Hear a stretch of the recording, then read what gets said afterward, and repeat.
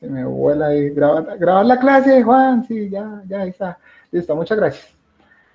Entonces, estábamos viendo esta maquinita. Ah, bueno, hoy vamos a hacer lo siguiente, vamos a hablar de la historia, vamos a hablar de los modelos de datos y vamos a hablar en profundidad los sistemas de gestión de bases de datos, para qué sirven y sus características. Al final, hacemos un quiz para yo revisar la asistencia, ¿listo? No es calificable, pero de pronto al que gane en el juego, puede que le dé un puntico. O sea, le tenga un puntico ahí pendiente por si de pronto lo necesita más adelante. ¿Listo? Entonces, para que estén atentos durante la clase. Bueno, entonces, les estaba hablando de esta máquina, sí, que fue lo primero que empezaron a utilizar acá en la humanidad para poder guardar información. Y utilizaban esa lámina y ahí habían unos y ceros. Y después, para poder interpretar esa información, se utilizaba esa máquina y se empezaba a pasar toda esa cinta. Y si ven ahí al ladito está la cinta donde se guardaba toda la información. Después empezaron a evolucionar, se empezó a evolucionar y aparecieron algo que se llaman las cintas magnéticas. Entonces, la información ya no solamente se guardaba en esta cinta, que están aquí, que ustedes ven acá a este lado, sino que ya empezó a haber una tecnología utilizando todo esto de la corriente y sus campos electromagnéticos, donde modificaban la cinta magnética y se podía guardar la información, ¿no? Entonces ya empezó a haber una evolución en cómo podíamos guardar la información.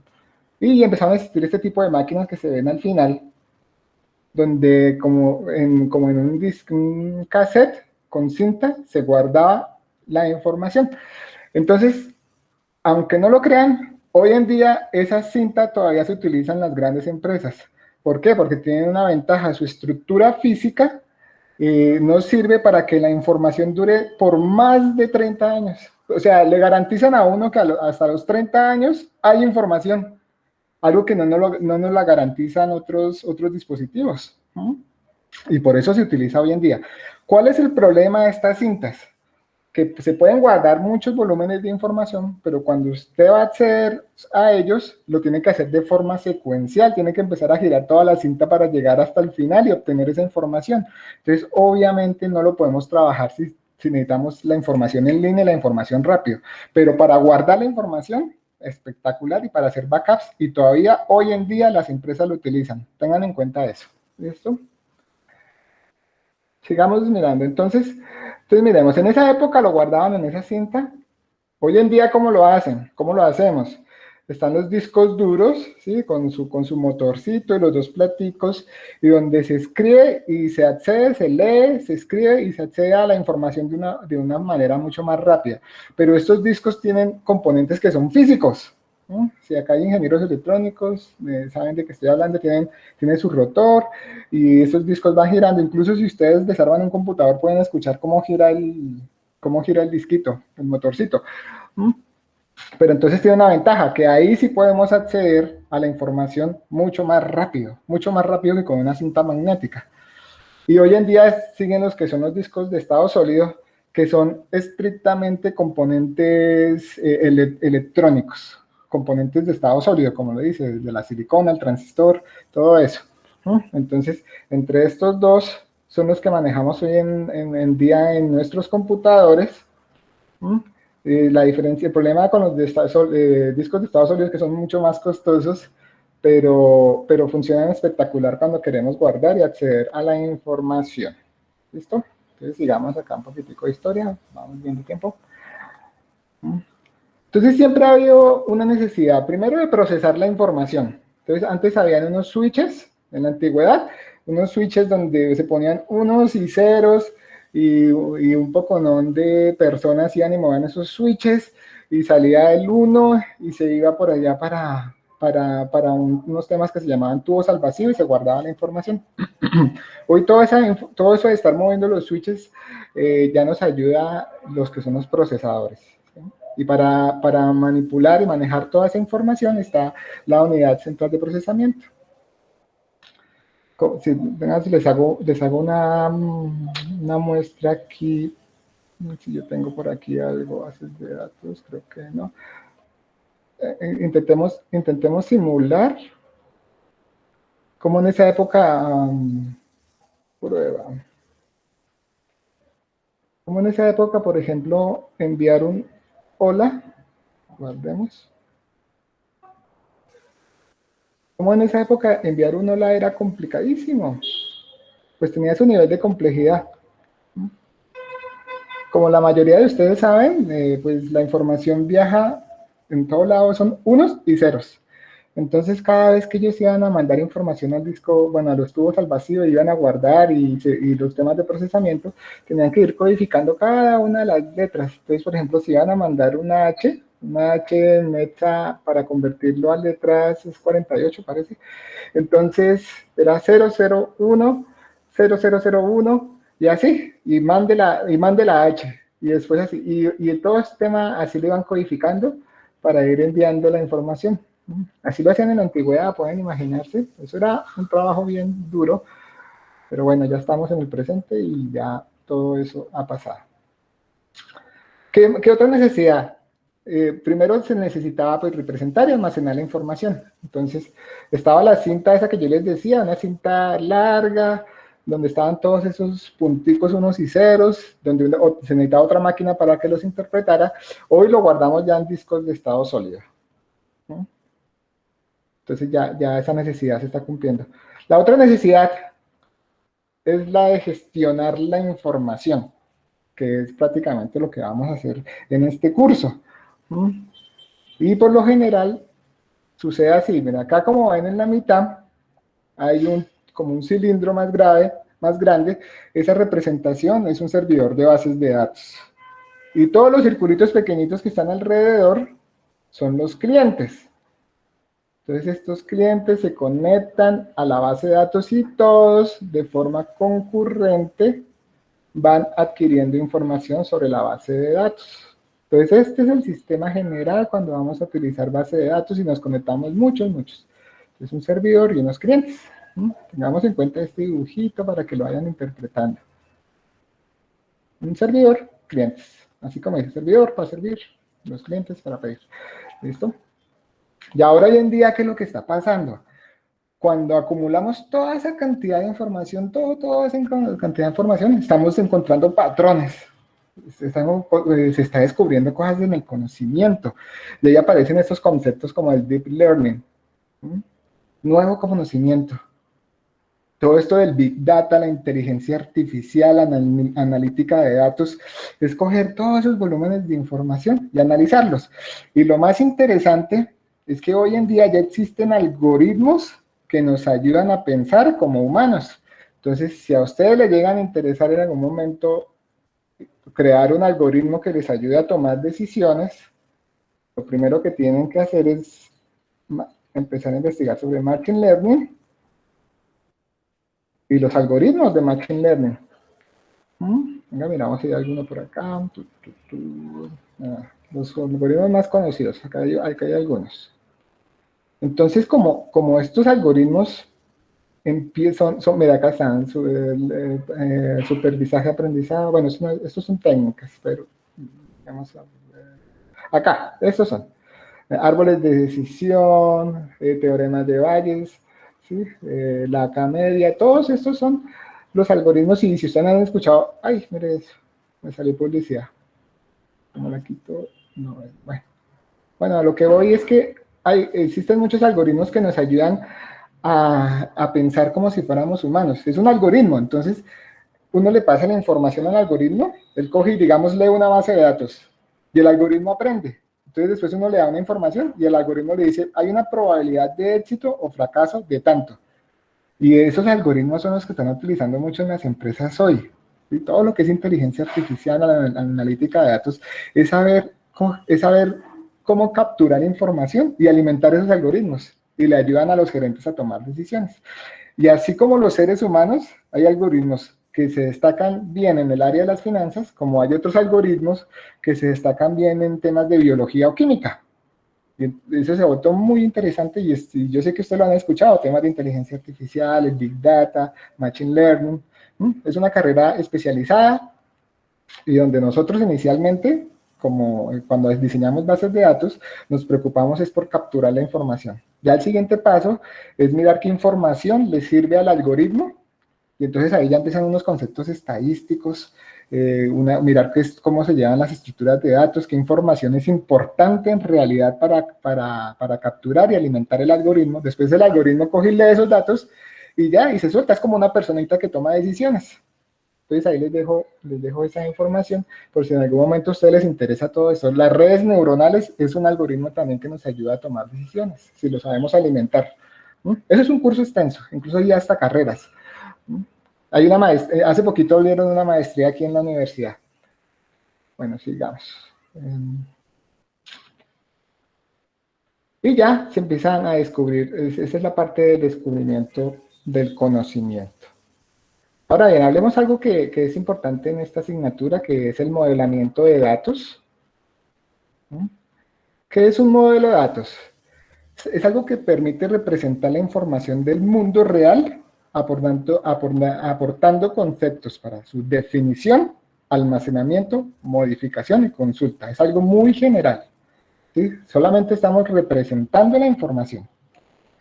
Uno de los propósitos de un modelo de datos es permitir la manipulación de la información en un nivel de abstracción, sin preocuparse por los detalles físicos. Solamente la forma en que, de la abstracción, en cómo lo podemos concebir, sin estar metiéndonos por allá en la estructura por debajo. Entonces, eso es un modelo de datos. Ya ahorita, en la segunda parte de la clase, vamos a hablar más de eso en detalle. Niveles de abstracción. Entonces, cuando vayamos a analizar todo lo que es un sistema de gestión de información, o todo, incluso cuando hacemos proyectos de ingeniería de software, hablamos de estos tres niveles de abstracción.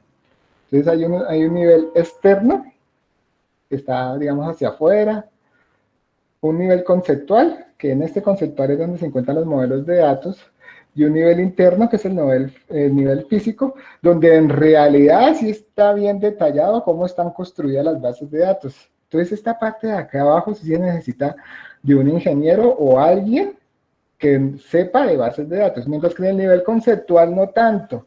En el nivel de conceptual entendemos para qué está hecha esa base de datos con unos gráficos y un modelamiento que podamos entender como seres humanos normales, ¿sí?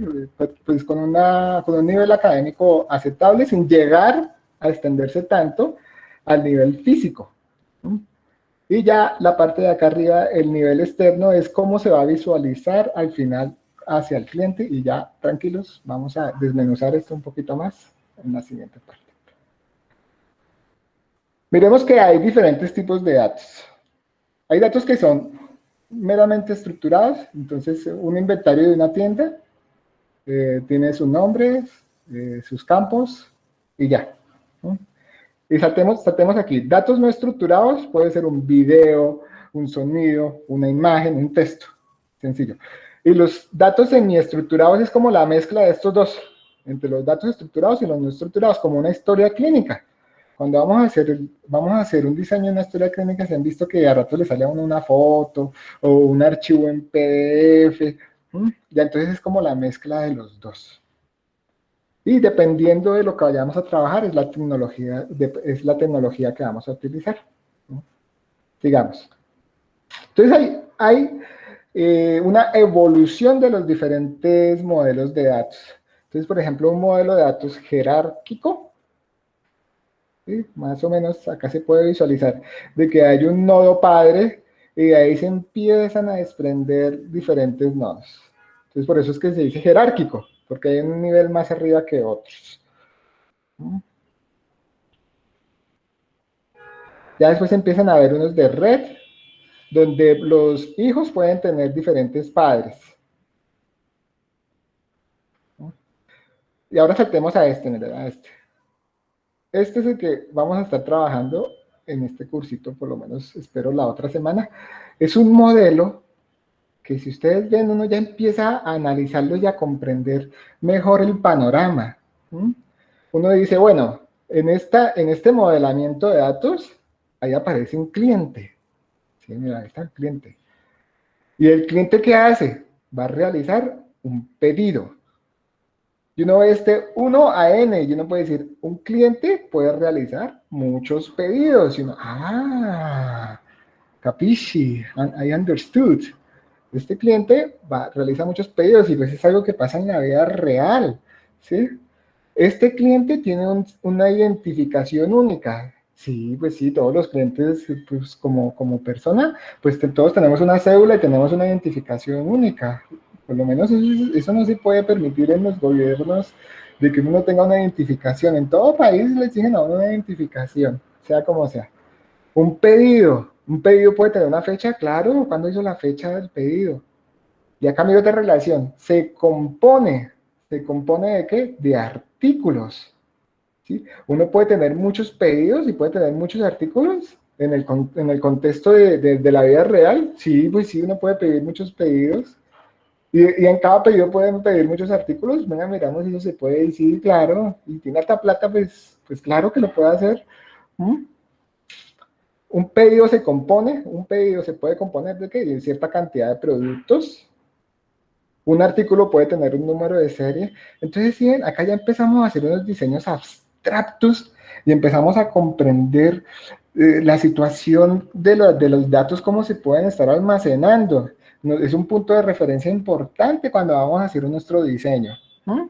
Entonces, capturen esta, que de esto vamos a estar trabajando y de aquí vamos a empezar a hacer nuestros diseños sin meternos tanto en la infraestructura y en la construcción de la base de datos. Cuando llegue el momento, ya lo haremos, que ustedes lo van a hacer, obviamente. Sigamos. Ya después vienen y aparecen otros conceptos de modelos semánticos. Semántica, esa palabra suena interesante, semántico. Entonces uno dice, semántico, ¿qué puede ser? Venga, buscamos qué es semántico.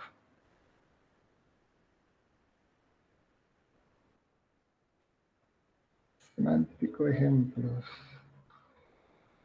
Se refiere al estudio de diversos aspectos del significado, sentido o interpretación de signos lingüísticos.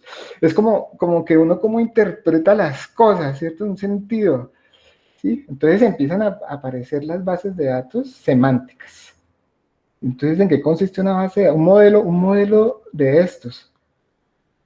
Consiste en que cuando uno ve los datos y ve su estructura, solamente con verlos uno ya empieza a decir, no necesito un modelo. Vio los datos y uno dice, ay, mira, acá hay un código, acá hay un stock, una cantidad de stock. Ay, acá debe estar hablando de un stock de un almacén. Sí, uno puede empezar a interpretar. Entonces, todos esos son modelos semánticos, que solamente con ver los datos ya uno se empieza a dar una idea de qué trata la situación. ¿Mm? Ya eso se empezó a apuntar después de los modelos de entidad de relación y los modelos relacionales, ¿no? Y así siguió avanzando el tema del modelamiento de datos. Ustedes tienen que ver o no sé si habrán visto una asignatura que se llama Programación Orientada a Objetos. ¿Alguien ya la vio? ¿Puede escribir ahí en el chat, por favor? O la van a ver adelante? Pues yo creo que todos ya lo vieron, profe. Oh, ay, perdón. ¿Ustedes son de séptimo semestre, sexto semestre? Eso se ve en segundo. ¿De segundo? ¿Y ya vieron programación orientada a objetos? No. La materia es de segundo semestre. No te entendí, perdóname, Juan, ¿qué me dijiste? O sea, programación orientada a objetos se ve en segundo semestre. O sea, uy, la ven temprano, súper bien, porque cuando uno entra a una empresa que son expertos en hacer software, por lo general el arquitecto o el jefe que diseña algo que se llaman patrones de diseño, una de los modelamientos o de los paradigmas de programación más usados es la programación orientada a objetos, ¿sí? Que nos ayudan a visualizar y a programar de una forma muy parecida a las situaciones de los seres humanos. Entonces, si ya vieron eso, fabuloso, ¿sí? Entonces, gracias. Entonces, empezaron todos esos modelamientos de orientado a objetos y las bases de datos, como SQL, también nos pueden ayudar a uno estar haciendo las tablas y los diseños, siguiendo todo este paradigma de la programación orientada a objetos. ¿Mm? Y ya después empezaron las bases de datos semiestructuradas, ¿sí? Las no SQL, digámoslo así, donde se manejan los dos tipos de datos, diferentes tipos de datos, y donde ustedes pueden meter objetos sobre objetos. Ya la filosofía en cómo se construye cambia un poquito a las bases de datos relacionales. ¿Mm? Pero entonces, miren eso tan bonito. Solamente con ver los datos uno ya empieza a saber de qué se trata la situación. Algo que no puede pasar en las relacionales. Ustedes pueden ver los campos, ¿sí? Pero no les salen los nombres. En este tipo sí les salen los nombres de los campos. Cambia un poquitico la estructura en cómo se guardan los datos. Entonces, chévere, chévere. Bueno, esto fue lo que les quedé viendo la vez pasada. Entonces, sigamos. ¿Alguna pregunta hasta el momento? 8 factorial, Nicolás. De ahí para abajo, mejor dicho, desde octavo para abajo. Pero bueno, ya vas bien. Espero que te fluya todo. Listo, muchachos. Entonces terminamos la historia y hablamos un poquitico del modelamiento de datos. Sigamos por acá. Ahora sí, hablemos de lo que era la base de datos. La vez pasada unos compañeros en inglés nos dijeron que era una base de datos. Entonces, estos son algunos de los puntos. Es una colección de información, mucha información. Característica, permanente en el tiempo, en periodo de tiempo. Esa es la característica de una base de datos. Tiene su estructura y toda su información. No es volátil. Si se apaga un disco duro, si se apaga el computador, debe permanecer en el tiempo, ¿no? Por eso es que también muchas veces yo les hago la invitación a que utilicen los servicios en la nube, porque si en algún momento a ustedes se les daña su computador, puede existir la probabilidad de que se les pierda la información. Mientras que cuando uno utiliza servicios en la nube, allá ya es una infraestructura muy grandota y ellos ya se encargan de hacer todos los backups y mantener actualizado el sistema. Entonces la invitación siempre va a ser a que intentemos utilizar los servicios en la nube. La base de datos es gestionada por un sistema de gestión de bases de datos. Entonces, tenemos que empezar a ver la diferencia entre un sistema de gestión de bases de datos y lo que es en realidad la base de datos. Entonces hay que tener ese concepto bien claro. Es diferente. ¿Qué más permite al usuario especificar nuevos esquemas? De acá yo puse algo para que lo agrandemos. ¿Qué significa ese LMR? Para que no se nos olvide. Mira, entonces, SLM significa lenguaje de manipulación de datos. Eso es lo que vamos a estar utilizando. ¿Qué más nos ayuda? Nos ayuda a recuperar datos, a hacer consultas y a actualizar los datos. ¿Con qué? Con el lenguaje de manipulación de datos. Entonces, todo esto tiene que estar relacionado con lo que es una base de datos. Característica principal, obviamente, debe soportar almacenamiento de grandes cantidades de datos. Debe darnos esa característica. Supuestamente es ilimitado.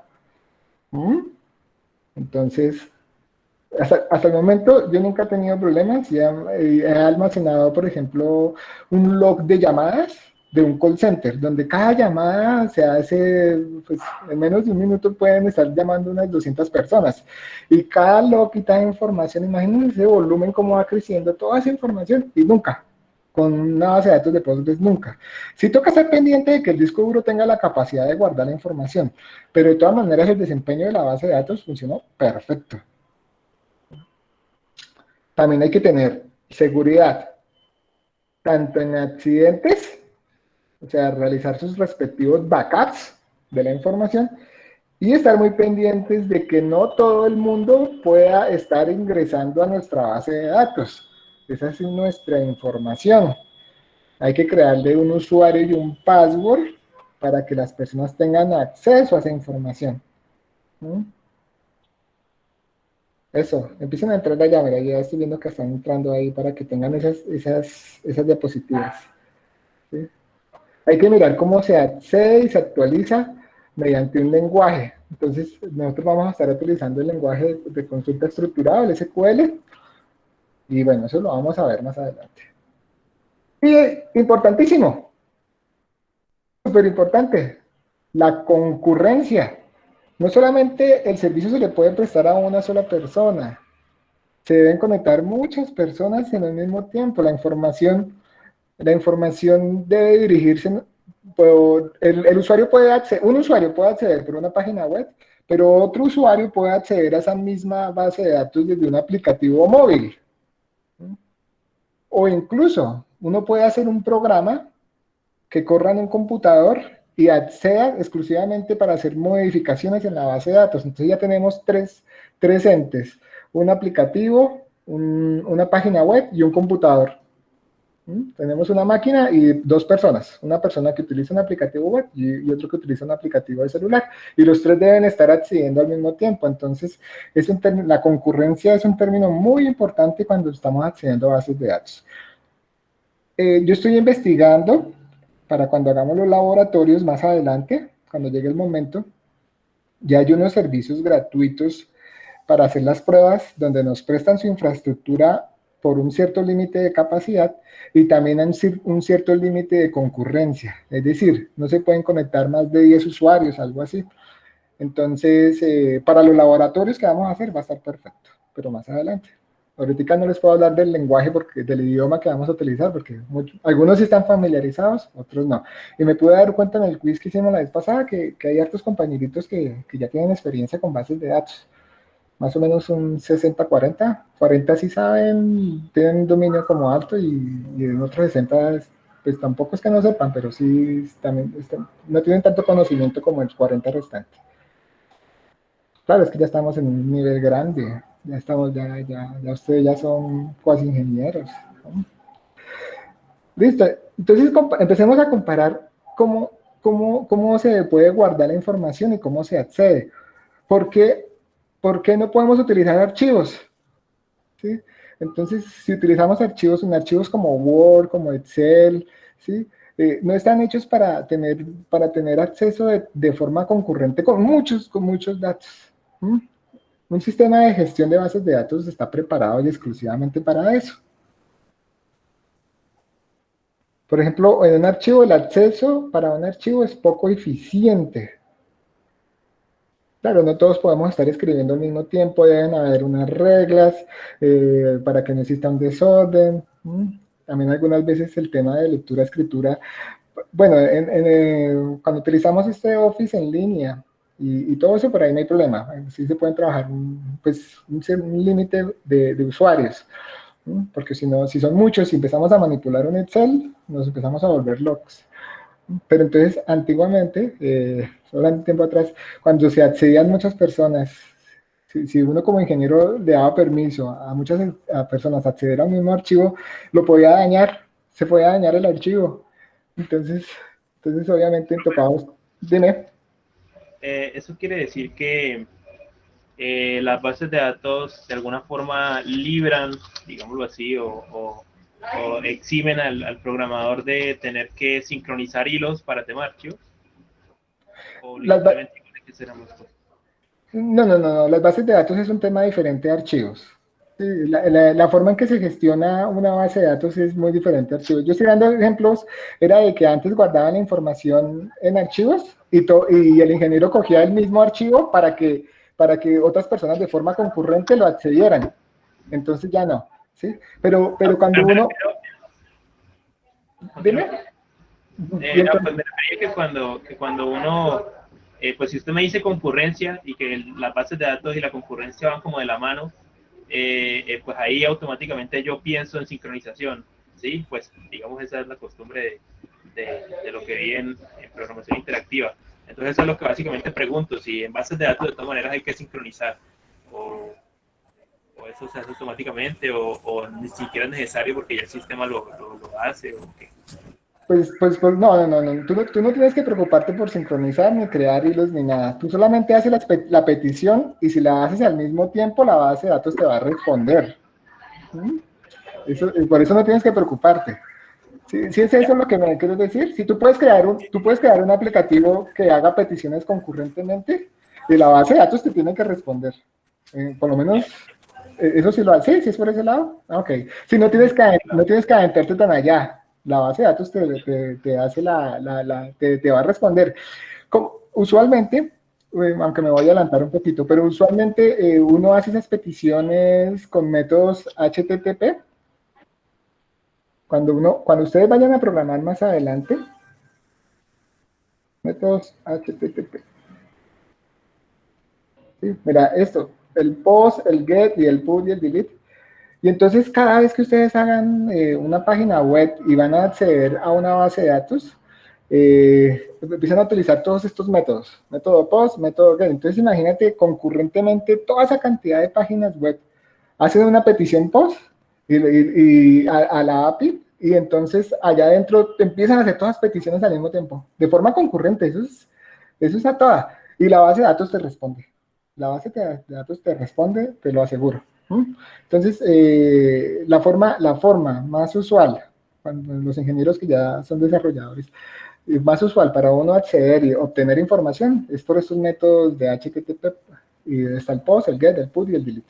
Pero eso ya es un tema más avanzado, no se preocupen los que no saben, y los que saben, pues lo cercioran ahí. Listo. Sí, esa es la... Bueno, esto ya salimos, ya podemos seguir. Sí, profe. Gracias, muchas gracias.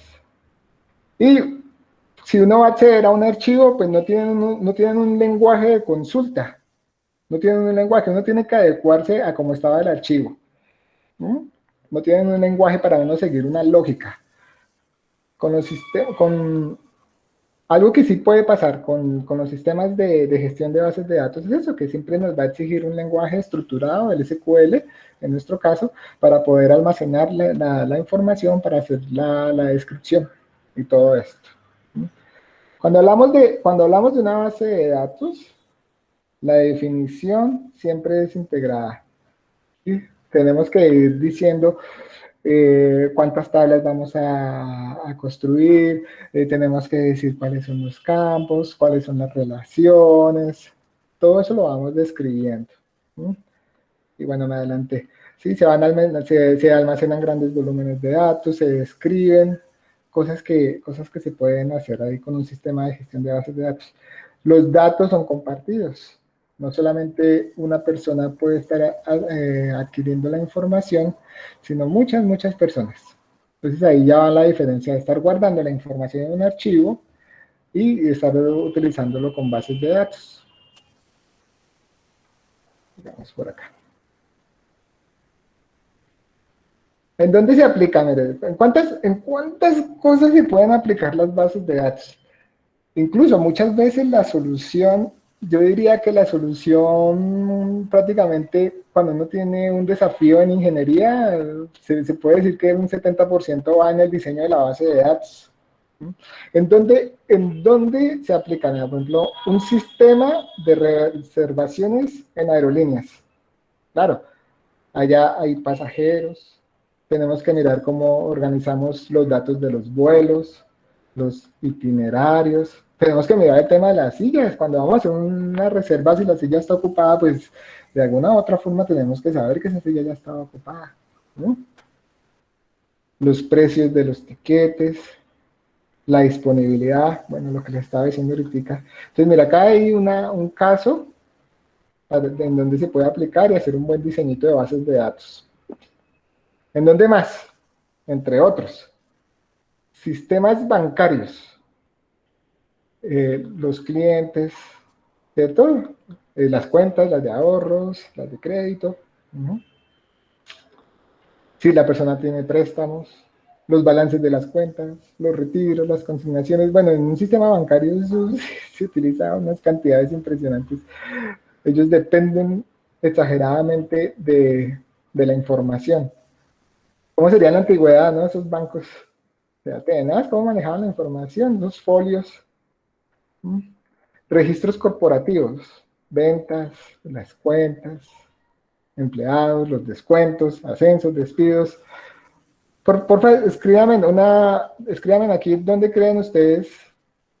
Ya que nombras eso, Cristian, yo apenas encuentre los servicios para utilizar en la nube, yo les hago un video, ¿sí? Porque la idea es hacer los laboratorios sobre eso. Una compañera de ustedes me dijo que para hacer eso, y yo lo tengo acá en mente, a mí no se me olvidaba, sí, para yo decirles cómo se utilizan, ¿sí? Entonces, no, mira, Pues yo tengo experiencia, mira, con estos dos, que es orientado a Postgres. Que creo que es Elephant SQL, ¿es que se llama? Elephant SQL, mira. Se llama Postgres SQL as a service, o sea, como servicio. O sea, no tenemos que instalar nada en nuestro computador, no tenemos que requerir servicios computacionales, todo lo hacemos, mira, allá arriba, en la nube, miren arriba, así, en la nube. ¿Mm? Y es que es mucho mejor, muchachos, mucho mejor porque no se tienen que meter en problemas ahí instalando eso, solamente utilizan el servicio, lo miran y si les sirve bien y si no, pues entonces no lo utilizan y ya. Y de pronto si les sale un negocio, pues entonces ahí sí tienen que pagarles porque si les funciona el negocio, pues siguen, pero si no les funciona, pues entonces borran y eliminan todo lo que hicieron y ya, pero aprenden. Entonces mira, este es uno. ¿Mm? Este es uno. Y tiene una versión gratuita.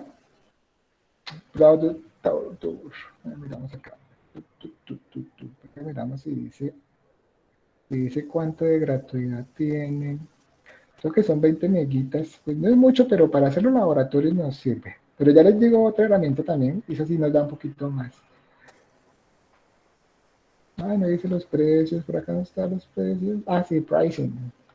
Estaba escondido. Tiny Turtle. Sí, 20 meguitas, nos da 20 meguitas. Y mira lo que les decía de las conexiones concurrentes. Esta es la pregunta del compañero. Si te vas a preocupar por tantas conexiones, pues esta base de datos no nos va a servir mucho. Si van a trabajar 5 muchachos, 6 muchachos, pero que hagan la petición al mismo tiempo, algo que no creo que vaya a pasar. ¿Mm? Por lo general hay unos tiempos de espera. Pues, computacionalmente uno cree que los hacen al mismo tiempo, pero eso funciona en microsegundos. Entonces, mientras que uno hace y el otro ya pues, no ha sido muy al mismo tiempo. ¿Sí? Entonces, conexiones concurrentes, mira, esa es la parte gratuita. Entonces voy a mirar el video para hacerlo, a ver si lo hacemos por este lado. Pero bueno, esto lo hacemos cuando ya empecemos y hablemos un lenguaje de SQL. Entonces todavía hay tiempito, muchachos. Pero pues bueno, yo les voy diciendo, de pronto les quieran explorar. Y otra con la que he trabajado muchísimo y me encanta porque no solamente por temas de base de datos, sino que aquí también me ha permitido hacer desarrollos. Entonces, solamente me preocupo por enviar el código y ellos me prestan su infraestructura para correr, por ejemplo, React. No sé si alguno de ustedes ha escuchado React, o programaciones en JavaScript o en Python. No necesito utilizar mi infraestructura, sino voy y lo pruebo en la plataforma de ellos y miro cómo funciona. Entonces, chévere. Y ellos también tienen ese servicio. Postgres, Heroku Postgres. Entonces, y tiene una versión gratuita, pero no me acuerdo en dónde están los precios aquí, pero sí vi que ellos dan más capacidad, por lo menos mientras que es gratis y para los laboratorios y para todos. Y lo chévere es que me puedo asegurar de que todos puedan tener su servicio, ¿no? Porque qué tal estar revisando el computador a cada uno de ustedes, sus recursos, estar desinstalando programas, puertos. Algunos computadores son más lentos, estos son más rápidos. No, utilicemos el servicio, nos conectamos a esa base de datos allá arriba, la probamos y sale. Y seguimos con nuestra vida felices y contentos. Entonces, una invitación. Empiecen a mirar eso. Profe, Dime. una duda, eh, o sea, no entiendo, porque usted nos dijo que en un contenedor de Docker también podíamos instalar Postgres SQL, Sí, pero, pero no es lo mismo que lo que está hablando ahora, tener la base de datos en la nube. no es lo mismo. Tú estás súper bien. Tú estás súper claro en el tema. Sí, cuando yo hablo de los contenedores y de Docker, como ustedes tienen un ambiente de desarrollo local, muchas veces tienen que trabajar con muchos sistemas operativos. Muchas veces tienen que trabajar con sistemas operativos, máquinas virtuales, y dentro de ese pueden instalar un contenedor y utilizar ese servicio. También es una opción. Utilicen un contenedor, ¿sí? Va en la versatilidad de cada uno de nosotros como ingenieros. como ingenieros. Puede que a ti te parezca mejor estar utilizando muchos servicios en tu máquina, pues lo haces, utilizas muchos contenedores, descarga la imagen, levantas el contenedor con Postgres y te funciona y no te afecta a otros recursos, no tienes problemas de máquina, tienes una buena maquinita, pues lo haces, ¿sí? Yo solamente estoy buscando es facilitarle la vida a los demás compañeros y de pronto tú tienes habilidad con Docker, de pronto ya has tenido experiencia, ¿sí? Pero es que eso... No, para nada. No, bueno, si no tienes... Utilicé un tutorial, lo voy a colgar ahí. Bueno, listo. Muchas gracias para los compañeros que quieren trabajar con Docker. ¿Sí? Hay muchos servicios que todavía no están en la nube. Cuando yo digo que aprovechemos y utilicemos los que existen, pero hay empresas que todavía no han podido desarrollar, puede ser un tema de innovación si en algún momento ustedes quieren dar un servicio y lo implementan en la nube, fabuloso, pero por lo menos es Postgres, y por ejemplo Postgres y, Elephant y Heroku son los únicos dos que yo conozco, ¿no? No sé si hay más, de pronto existan más, de pronto algún compañero, encontré otro servicio en la nube donde nos prestan Postgres para poder hacer nuestra labor, bueno, chévere, lo podemos probar, pero o alguno de los compañeros puede instalar Postgres en su computador y no le molesta, no le dice, pues también, obvio que también sirve, ¿sí? Es que muchas veces a uno le rinde utilizar los servicios en la nube.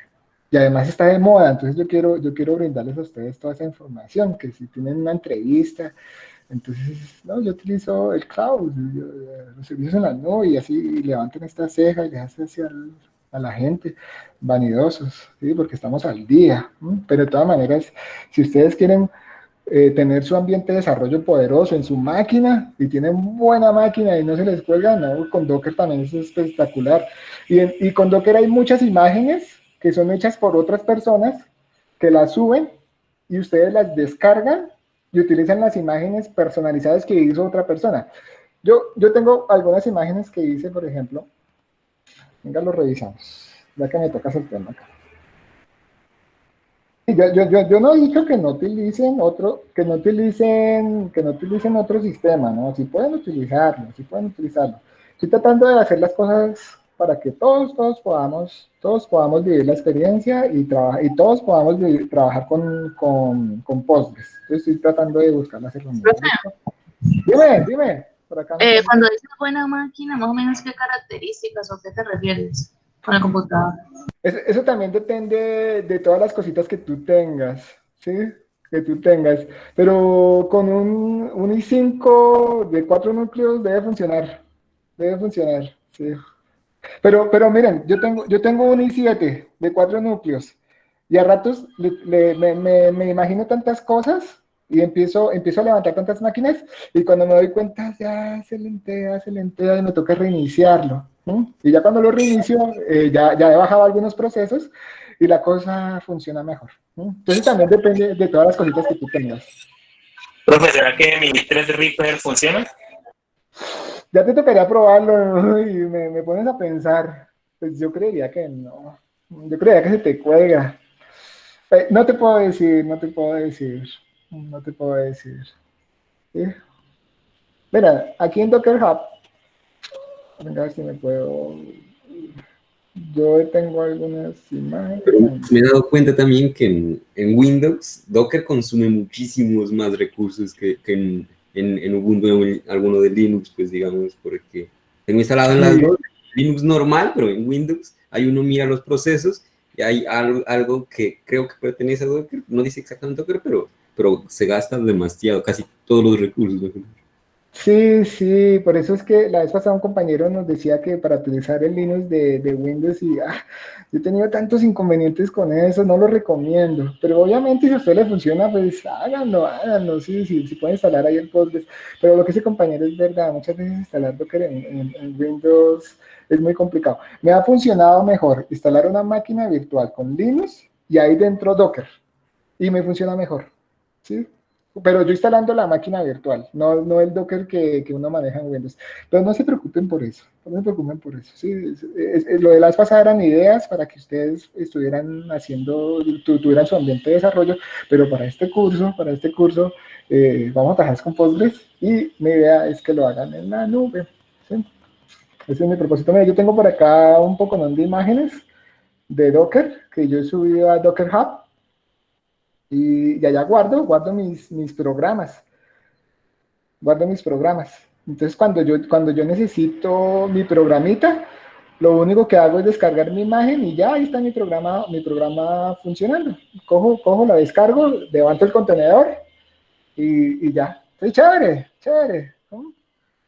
Entonces no te preocupes, si tú puedes trabajar con Docker y levantar la máquina con una imagen de SQL, de PostgreSQL, fabuloso. Y para los compañeros que no, que porque la máquina, que por otro, entonces un servicio en la nube y nos conectamos y yo les hago el video, ¿listo? Pero entonces no se me adelanten.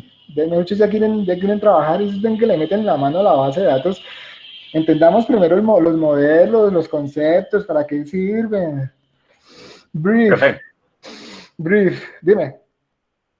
una pregunta. Entonces, Docker, mientras no haya ningún contenedor activo, ¿no está comiendo recursos? Porque yo sí veo que está corriendo todo el tiempo, pero no estoy seguro de ese detalle. No, pues si tú tienes Docker arriba, debe consumir algo de recursos.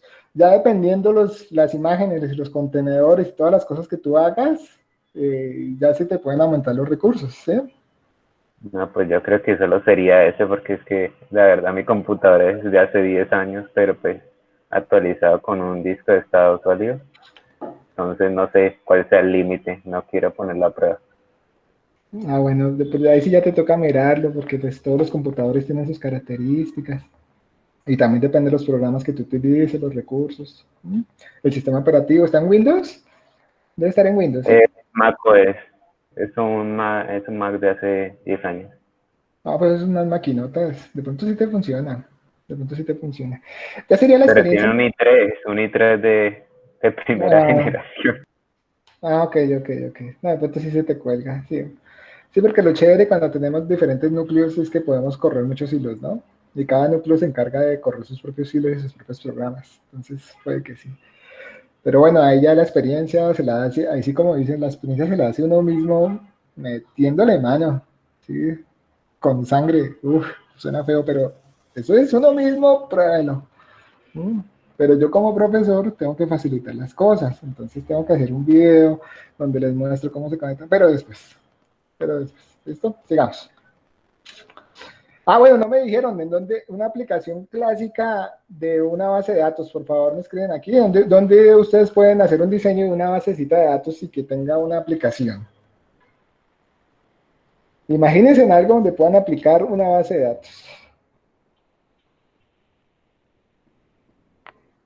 Pero de a uno, por favor. Escríbame en el chat. En un supermercado, profe. Exacto. Pero entonces escríbanmelo, por favor. Solamente Mateo. No, yo no dije eso. Excel no es. Yo estoy diciendo, mira, yo estoy diciendo que se puede hacer en sistemas de reservas de aerolíneas. Un compañero dijo que en un restaurante, eso también. En sistemas bancarios, en registros corporativos. ¿Ustedes en dónde piensan que pueden aplicar un sistema de gestión de bases? Hospitales, definitivamente. En el almacén de un puerto, claro. Una universidad, obviamente. Obviamente, sí. Faltan más muchachos, todos escríbanme, no me dejen solo, por lo menos yo estoy ahí al frente de ustedes, y miraba caras, ojos, ¿sí? Pero acá me toca que uno se sienta ratos hablando solo con el computador y necesito que me manden esa energía, una biblioteca. Esa es una solución fuerte para alguien que maneja toda esa información de todos los libros, en qué sección están. Una empresa de ventas. Pero, por ejemplo, en una biblioteca, poderoso, o sea, uno le facilita la vida al bibliotecario, digámoslo así, a los dueños que manejan una biblioteca. Una empresa de ventas. ¿En dónde más? Imagínense en dónde más. ¿No se les ocurre nada más? En una paquetería, en una panadería. Ese es Las páginas del gobierno. ¿Perdón? En las páginas del gobierno, sí. En las páginas del gobierno, las páginas consultan, sí, pero entonces sería el gobierno en general, digamos, todo lo que tenga que ver con los servidores públicos, el Congreso, el Senado, todo eso, ¿sí? Tener una La registraduría. La registraduría, claro, la registraduría debe tener una base de datos. Imagínense la seguridad que deben tener esas bases de datos cuando hay elecciones, cuando se hacen los votos, ¿sí? Llegan a manipular eso, los servicios de envío, todo esto de Rappi, todo el tiempo Rappi tiene que estar consultando una base de datos, el diseño de Rappi, ellos deben soportarse mucho en la base de datos, desde los tenderos, los clientes, los pedidos, los artículos, las promociones, todos los eventos que ellos hacen, ¿sí? El Rappi Favor, todo eso, una estructura de base de datos bien diseñada debe tener Rappi para poder trabajar. Una empresa como Amazon, una tienda en línea, ¿no? Listo, sigamos. Bueno, ahí vamos viendo las aplicaciones de que ustedes pueden hacer. ¿Qué permite un sistema de gestión de bases de datos? ¿Qué permite? Le permite al usuario definir, crear, mantener, acceder y controlar una base de datos. Desde el sistema de gestión de bases de datos, un usuario puede hacer todas estas cosas.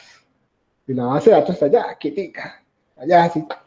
Y el sistema de gestión de bases de datos nos ayuda a nosotros como usuarios a hacer todo esto.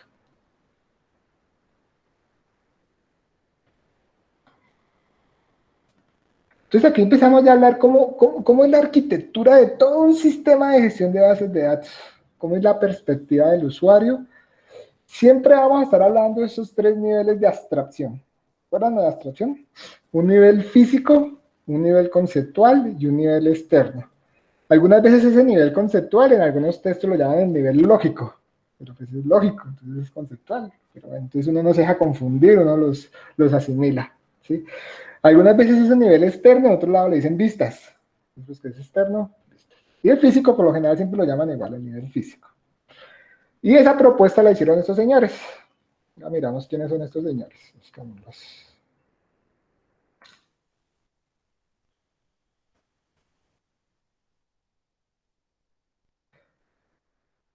La American National Standard Institute. ¿Sí? Ellos nos hablan de esto. Venga, miramos acá hay un gráfico donde se pueda ver bien ese modelito. De múltiples vistas, el nivel conceptual. Mira, ¿sí es lo que les decía? Comparemos lo que dicen ellos acá. ¿Sí? Físico, conceptual, externo. Entonces acá ellos hablan interno, nivel físico. ¿Sí? Nivel físico. Tan. Aquí le dicen conceptual y nosotros lo llamamos también conceptual, ¿cierto? Aquí, sí, conceptual. Entonces estamos de acuerdo. Pero acá ellos le dicen views, external level views. ¿Y nosotros cómo lo llamamos? El externo. Ah, también. Entonces sí le decimos. Entonces esto es una perspectiva de cómo se empiezan a crear todos esos sistemas de gestión de bases de datos. Revisémoslo más a profundidad. Entonces hay unas vistas de usuario. ¿Sí? ¿Cómo el usuario ve esos datos? ¿Cómo los puede interpretar?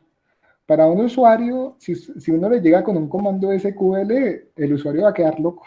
A él solamente le interesa ver la información.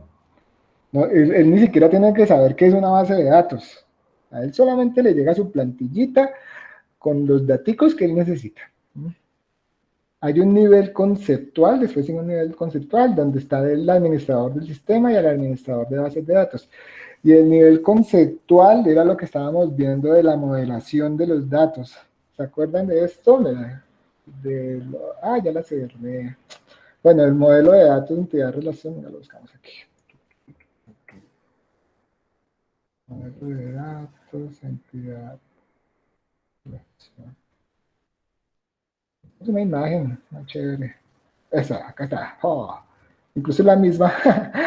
Entonces todo ese tema conceptual, esa parte es esa capita que estamos ahí viendo, donde conceptualmente sabemos de qué trata, y el administrador de la base de datos, del sistema o la base de datos, tienen que empezar por esa parte, ¿no? O sea, comprender primero el diseño antes de ir a construir, ¿sí? Entonces, antes de irse a eso, primero tener muy claro qué es lo que se va a hacer. Y ya después, si ya empezamos con la parte física. Ahí sí ya está la estructura de lo que es la base de datos. Esa sí es la parte física, ¿no? Y obviamente ahí sí se necesita un nivel de ingeniería, un lenguaje de manipulación de datos, que para nuestro caso es el SQL, y todas las características que traen las bases de datos, los índices, las tablas. Sigamos por aquí. Entonces acá, cuando hablamos de la parte de este tema de las capas, y qué es lo que se puede ver en cada una de ellas, empiezan a aparecer conceptos como un frontend y como un backend.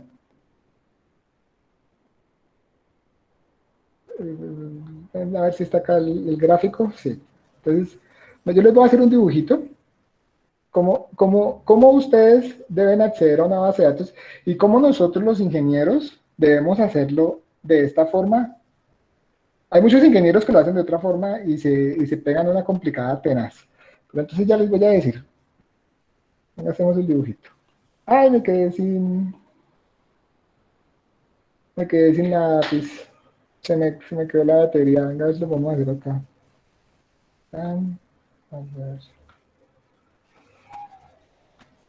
Por acá no tengo pulso, pero bueno, la idea es, mira. Digamos que este es el frontend.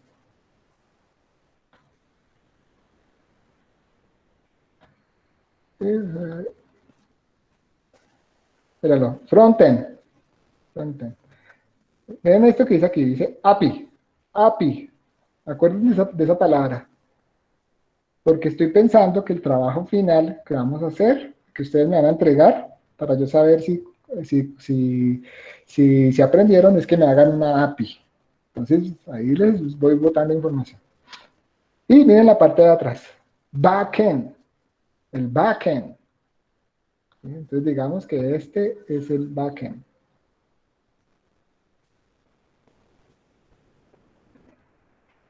Solamente las iniciales, espero que ustedes me entiendan.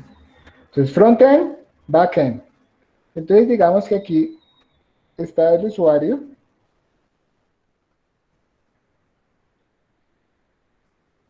Y desde una paginita web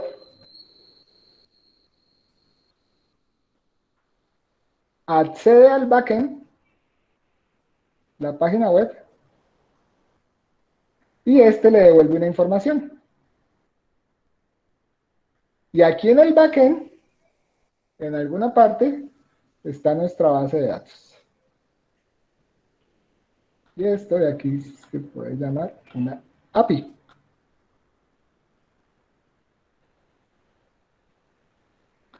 Entonces el frontend es esa interfaz que ve el usuario, donde empieza a manipular, y la web hace peticiones al backend. Él mira qué petición le hizo, procesa la información, consulta la base de datos y devuelve una información. Hoy en día se utiliza un formato que se llama JSON. Ese formato es el que viaja, él interpreta ese formato, mira qué es lo que toca hacer, qué fue lo que le mandaron a hacer, qué información necesita.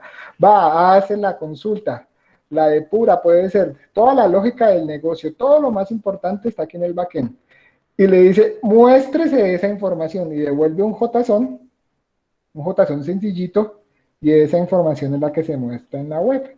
Y así es como se tienen que hacer todos los diseños de ahora en adelante, muchachos, no se compliquen la vida cuando vayan a hacer desarrollos de ingeniería de software.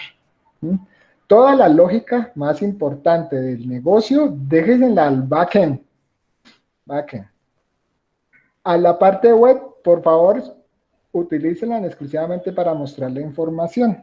No se compliquen haciendo mucha lógica por aquí, porque se pueden meter en problemas.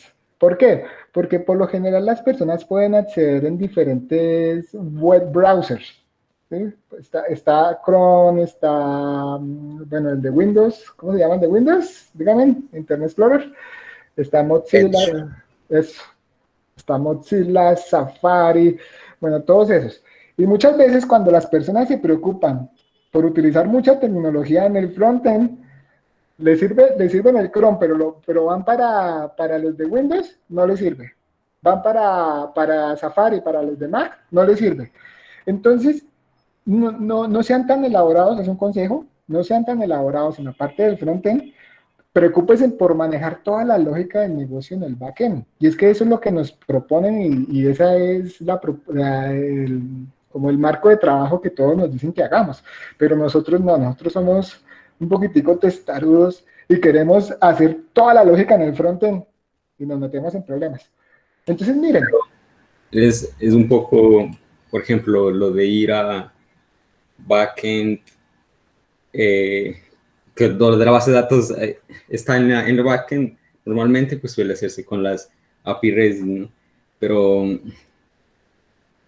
eso que pues no sé mucho de eso, pero pues he visto que se va un poco ya con lo del almacenamiento en el backend, que es lo de GraphQL. Entonces, ahí, ¿cómo es que es la situación? Pero lo que tú dices, GraphQL es una forma de obtener información, pero en realidad eso no es una base de datos. Pero, o sea, me refiero a que no va directo al backend, ¿no? O sea, pues, por eso, mejor dicho, quiero un poco de explicación. No. Eso es lo que estoy diciendo. Esa herramienta te ayuda a organizar los datos, pero eso no es una base de datos. ¿Mm? Esa es otra herramienta. No, mira, por lo general, tú tienes que trabajar de esta forma. Y la base de datos tiene que ir en el backend. En el backend. ¿Sí? Ya cuando dependiendo la petición, hagámoslo más grande y escribámoslo acá bien. Backend. Es que escribir con el computador, y preciso si me descargo el lapicito, qué pena con ustedes, muchachos. ¿Sí? Y la API. Entonces, por aquí, en el backend, debe haber una forma para consultar la base de datos. Puede que esté en el mismo computador o puede que no. Eso ya es mucho más, un tema más extenso, pero no. Dejémoslo que en el backend, dejémoslo gramática de una forma abstracta de que allá es donde se manipula la base de datos. Y así es, así es. Entonces, aquí empezamos a utilizar todas esas peticiones que llegan y aquí es donde están todos los lenguajes de programación. Por ejemplo, puede ser JavaScript, puede ser Python, bueno, la culebrita, puede ser PHP, no, me voy a quedar sin muñeca de estar manejándolo así, puede ser Go, bueno, todos los lenguajes de programación. Y cuando llega este formatico JSON aquí, él ya sabe y nosotros con lógica de programación debemos saber qué es lo que toca hacer. Y si nos está pidiendo información a la base de datos, con todos estos lenguajes de programación, vamos y consultamos la base de datos y le devolvemos esa información. Y cuando llegue este formato acá, entonces manipulamos el JSON. ¿Sí? Más o menos, algunos sí, otros no. Pero entonces el frontend, para dejarlo de unas palabras más sencillas, es lo que ve el usuario. Es lo que ve el usuario. Y el backend es lo que nosotros como ingenieros configuramos y donde está toda la lógica del negocio y donde miramos cómo accedemos a nuestra base de datos. Sí, se asemeja un poco como en programación interactiva al modelo vista-controlador, ¿no? Sí, ese es un patrón, pero sí va por ese lado, ¿sí? El modelo vista controlador, exacto. Entonces, mira, por ejemplo acá, vamos a ver, el usuario final, él tiene unas utilidades de base de datos, pero es para acceder a la base de datos. Unas aplicaciones de usuario. Esa parte es lo interesante, son las aplicaciones, todo lo que se en el frontend. Y por lo general accede a una API, y en esta API ya está todo lo que yo les decía, los lenguajes de programación, Y debe estar la base de datos física, que es donde ustedes van a estar accediendo para capturar la información. Ya cuando esta información, según la lógica que ustedes tengan y todo lo que hayan hecho, la devuelven para que el usuario lo vea, ¿sí? Entonces, esos conceptos ya tenemos que tenerlos claros. ¿Qué es un frontend y qué es un backend? Bueno, los muchachos que vieron programación interactiva y todos ellos ya, pero entonces los otros estamos aprendiendo, ¿cierto? Muy bien, continuamos. ¿Mm? Todo esto hacemos con un sistema de gestión de bases de datos. Entonces hacemos almacenamiento y acceso a los datos, actualizamos. Cuando escribimos los datos, hay algo que se llaman catálogos, ya lo vamos a mirar. Gestión de las transacciones, hay que mirar cuando se empieza una transacción, cuando termina, si no fue exitosa, tenemos que mirar y tener en cuenta todo eso cuando estamos trabajando con las bases de datos. Lo que ya he hablado muchas veces, la concurrencia, la seguridad, y en caso de hacer backups, cada cuánto uno puede hacer un backup, mirar cómo hacemos la recuperación de todos esos datos. Algunas veces también se pueden hacer mantenimientos para hacer y provocar mejor rendimiento de la base de datos. Nos empezamos a dar cuenta que con el tiempo estamos haciendo unas consultas y está demorando un poquito más de lo normal. Entonces, hay unas herramientas que le ayudan a uno a organizar esos registros para que su consulta sea más eficiente. Igual, todos esos datos están dentro de unos discos duros y sabemos que la información está posicionada, tiene diferentes posiciones de memoria y todo eso. Entonces, todas estas herramientas nos ayudan para reorganizar todos esos datos y hacer que las consultas sean más eficientes. ¿No? Y Postgres lo tiene, pero por ejemplo, ese tipo de cosas, si lo vamos a hacer en la nube, ellos ya se encargan de hacer todo eso. Si a nosotros se nos olvida, pues se nos deteriora la base de datos, las consultas se nos vuelven un poquito más lentas. Pero a cambio la gente de la nube sí anda pendiente de estar organizando y haciéndole mantenimiento a los servicios que contienen las bases de datos. Otro punto más. Deben ser convencionales. Entonces acá aparece este término, el OLTP. Revisámoslo. Procesamiento de transacciones en línea. Tenemos que mirar cómo hacemos todas las transacciones, revisar si fueron exitosas o no. Trabajamos con temas de multimedia. Miren lo que yo les decía la vez pasada, GIS, todo esto de los sistemas de geocalización. También aparecen conceptos como los data warehouses, ¿sí? Los data warehouse. Esto se está implementando mucho, este tipo de bases de datos, con algo que se llama la inteligencia de negocios. Muchas personas se vuelven especialistas montando los data warehouse. Entonces, unas empresas como Falabella montan todo ese sistema para hacerle seguimiento a sus clientes con herramientas que se llaman CRM. Venga, la anotamos por acá, CRM.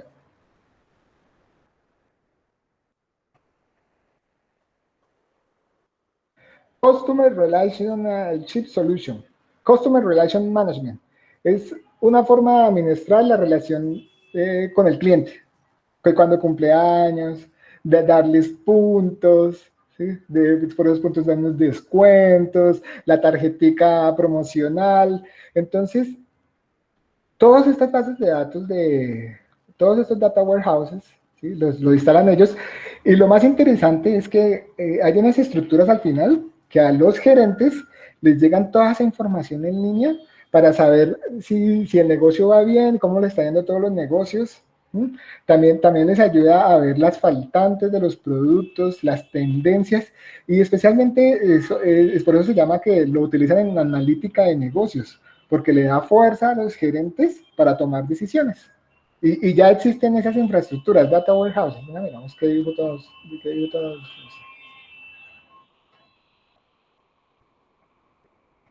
A ratos sé que se escucha ruido en la calle, en mi apartamento da en toda la calle, entonces los carros y todo suena durísimo. Data warehouses. Ya miramos este dibujito. Mira, departamento de marketing, departamento de ventas, recursos humanos, y todo lo empiezan a envolver para que al final exista un procesamiento exclusivo a lo que es el análisis de negocios. ¿Sí? Ya se empiezan a hablar de otros conceptos, el data vault, ¿sí? Y hay empresas que, como Amazon, que tienen toda esta infraestructura montada y uno solamente utiliza sus servicios. ¿Sí? Empezamos a utilizar los servicios en la nube para uno montar su propio data warehouse, y a las empresas grandes les sirve muchísimo. Pero eso es mucho más avanzado y se utiliza otra tecnología, pero está basado en bases de datos. ¿No? Si alguno quiere irse por los lados de la inteligencia de negocios, por ahí puede empezar. Y definitivamente las bases de datos son un soporte web. Consultas para los motores de búsqueda, consultas de Amazon, eBay, etc. Vamos de tiempo bien. Sigamos con todos estos conceptos básicos. ¿Sí? Entonces hablamos de los datos, bases de datos, los metadatos, para empezar a describir en qué consisten las tablas y podamos entender, por eso son metadatos, los acompañan, lo que es el principio de independencia, las vistas y los modelos de datos.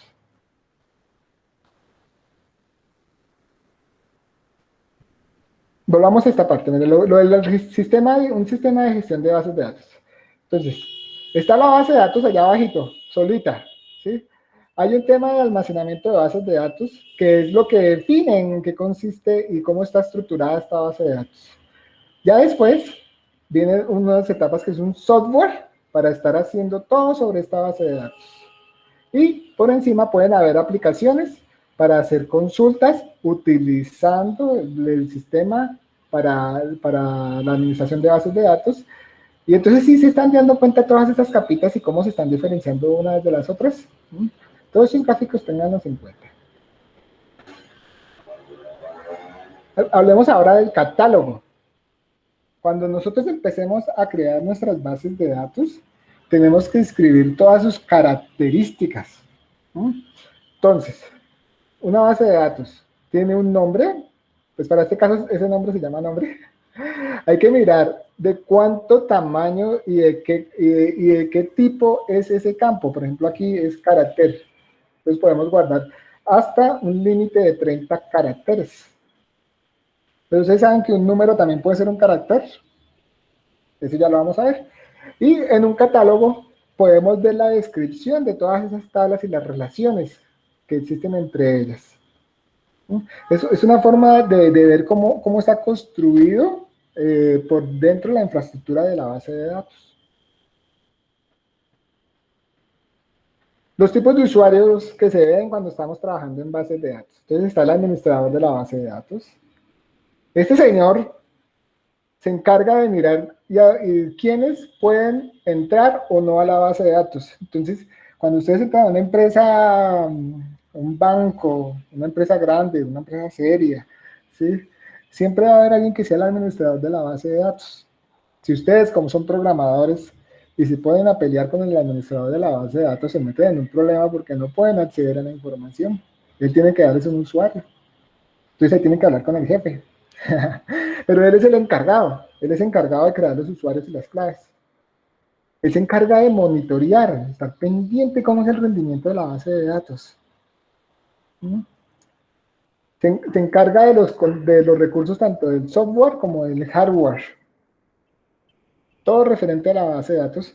Y lo que les decía ahorita, monitorear el desempeño.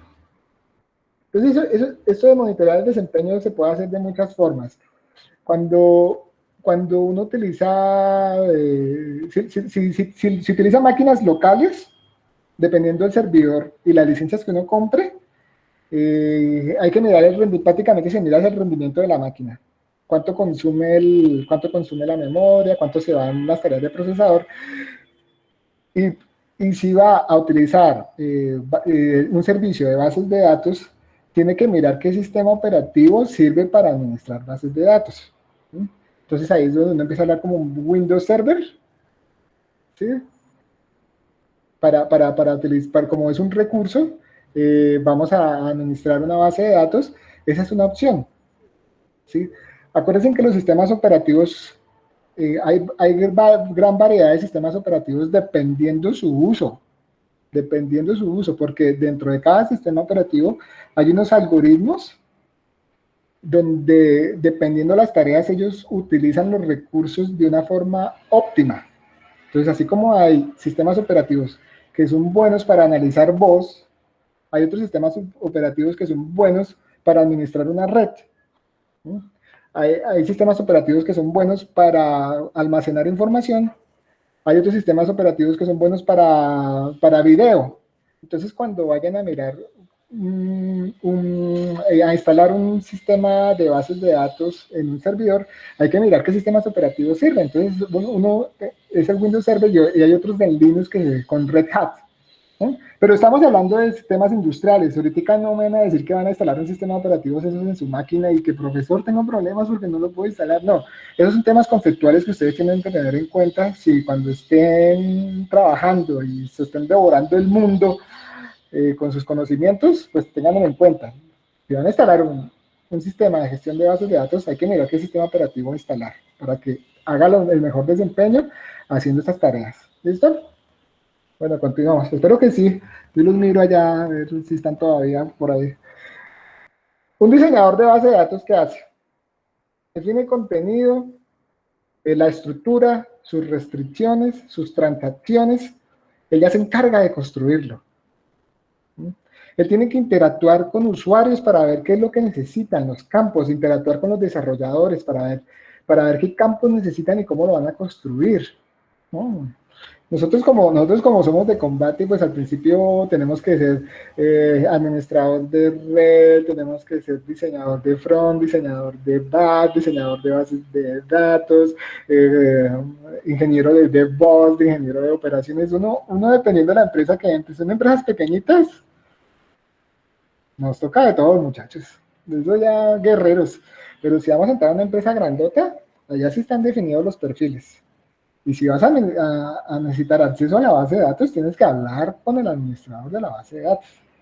Y si tienes criterios para que un software tuyo necesite hacer una modificación a la base de datos, tú te encargas de tu software y cuando vayas a modificar, hablas con el diseñador de la base de datos.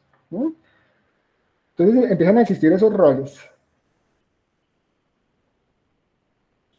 Y bueno, cuando miramos el usuario final, ¿sí?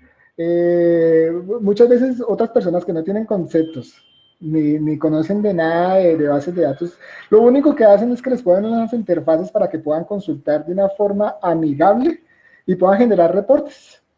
Y cuando hacen todas esas consultas, meten información, pues actualizan la base de datos. Se les genera una pantallita que sea amigable con el usuario. Alguien que no conoce y no es ni administrador, ni ingeniero, ni nada, pero sí necesita estar haciendo su información, estar haciendo consultas, a él es el que llamamos el usuario final. Profe, puede ir a la anterior diapositiva en la de eso, de administrador de DB. Sí, sí. Por ejemplo, ahí una de las funciones es autorizar el acceso, ¿no? Entonces, sí. Pues me imagino yo que, por ejemplo, supongamos que yo soy el diseñador, entonces, obviamente tengo que tener un usuario en la base de datos, ¿no? Para poder, pues, modificarlo, supongo, y hacer el desarrollo, pues. Sí. Pero, entonces, ese acceso es distinto. O sea, para eso, ahí necesito un nuevo cliente, ¿no? O sea, para hacer, y ese cliente soy yo para hacer el desarrollo, digamos. Pero para cuando el usuario final va a hacer la consulta, ¿también requiere de ese nuevo cliente o es distinto? No, es distinto, totalmente distinto, totalmente distinto. Tú como programador, a ti te dan un acceso y tú haces tus consultas y todo con tu clave. Cuando ya tengas tu programa hecho, dentro del programa que tú haces, debe ir un usuario y una clave que también te debe dar el administrador. Cuando tienes tu programa. Para mis usuarios finales puedo tener una tabla de usuarios. Exacto, para el usuario final.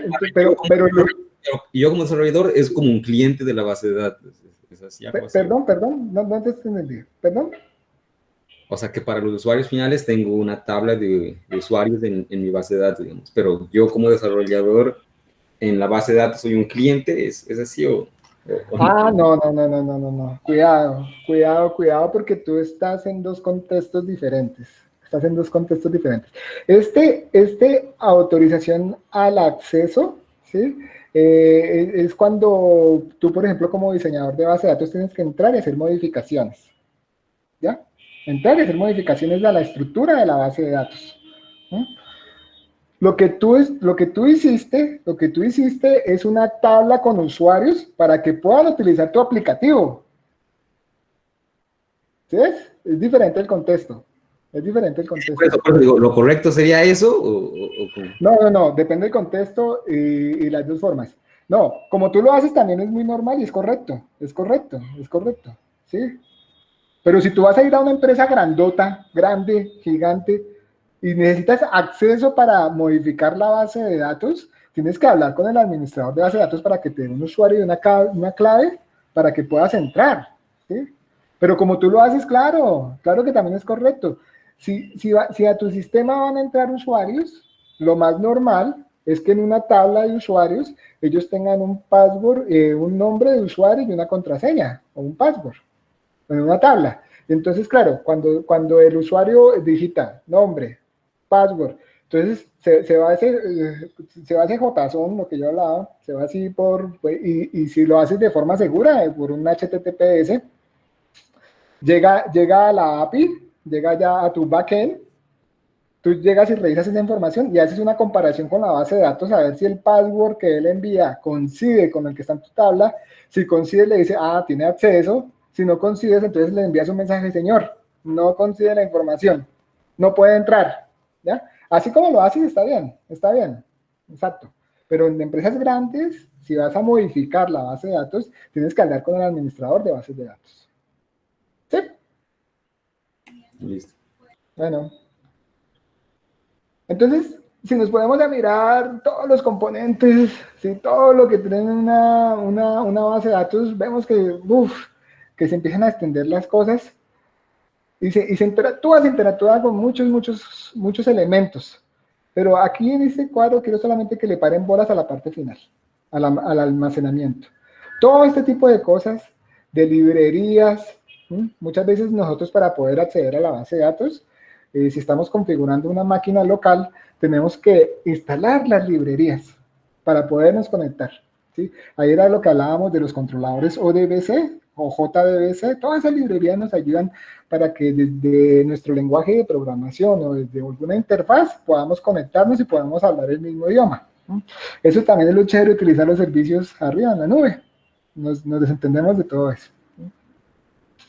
Entonces pasan muchas cosas en un sistema de gestión, pero al final la información está aquí abajo, ahí donde dice almacenamiento. Bueno, ya vamos a terminar. También se pueden hacer gestiones de almacenamiento secundario, tener dos bases de datos que se comuniquen entre sí, digamos para temas de tolerancia a fallas. Digamos, desde uno lo quiera, bueno, seamos exagerados, un meteorito le cayó allá donde tienen el servidor aquí en un edificio. Cayó el meteorito, ¡pam! Se perdió la información. Entonces, no, un servicio de redundancia donde esa misma base de datos se puede almacenar en un sistema secundario. La persistencia. Independientemente de todo lo que hagamos, siempre persistan los datos, que no se vayan a dañar. Lo que les digo siempre, el control de concurrencia. Un tema de protección de datos. Estar pendiente de que si son string, si son números, no metan strings, que no dañen la información, si vamos a trabajar con flotantes, si vamos a trabajar con integers, todo eso. Tenemos que mirar cómo protegemos la información y también tenemos que validar que la información sea lógica. Bueno, esa parte ya es más programación que de la parte de base de datos. Estar pendientes con las interfaces humano-máquina. Que ¿quién se encarga de todas las interfaces? La parte del front-end. Acuérdense. Ahí donde ponemos el dibujito y la parte gráfica para que no complicarle la vida al usuario y pueda oprimir de una forma amigable y que lo entienda. ¿Cómo distribuimos la base de datos? Todos los temas de compilación, optimización, cómo lo instalamos. En caso de que la base de datos vaya creciendo y vaya teniendo más peticiones, hay que mirar cómo habilitamos los recursos. ¿Cómo empezamos a habilitar todos esos recursos para acceder a la base de datos? Entonces empezamos a hablar con temas de escalabilidad. Y bueno, si lo hacemos en una máquina, uno cuando dice escalabilidad, ¿qué puede ser? ¿Cómo podemos empezar a escalar? No, pues mejorarle la memoria RAM, ampliarle el disco duro, ¿m? Todo eso. Profe, Dime. lo de almacenamiento secundario ya sería para las grandes empresas, ¿cierto? No creo que Sí, las... claro, las grandes empresas, porque eso es un costo, es un costo. Sin embargo, como les digo, ¿no? Por ejemplo, uno podía, para evitar que, por ejemplo, que le llegue a pasar eso el meteorito, también uno puede hacer un backup y subirlo a la nube, ¿sí? Todas las noches. ¿Mm? Porque es que un servicio de estos, para tenerlo en una empresa pequeña, sale costoso. Tiene que tener un buen internet para que de una forma en línea todo el tiempo esté actualizando la base de datos en otro lado. ¿Mm? A cambio, sale costoso. Pero entonces lo más económico, si de pronto se te ocurre alguna idea, por las noches se hace un backup y lo envías y lo guardas en Amazon. Amazon tiene un servicio que se llama S3, almacenamiento de datos seguro en la nube. En la nube. ¿Sí? Y allá ustedes guardan y pueden guardar la información. Entonces, ustedes se registran, ellos nos da un usuario y una clave, y bueno, hay unos temas ahí de permisos, y lo configuran para que por las noches un script automático coja y le haga un backup a la base de datos y vaya y lo guarde en la nube y ya todos los días ustedes van guardando su información. Entonces esa es una solución si uno quiere tener su información salva. O por lo menos si se le pierde un pedacito, no se le pierde la información de los años, las ventas, todo eso. No. Eso es terrible, muchachos. Uno tiene que mirar cómo salva su información. Y si uno tiene pocos recursos, mire qué servicios puede utilizar en la nube, ¿no? Eso es.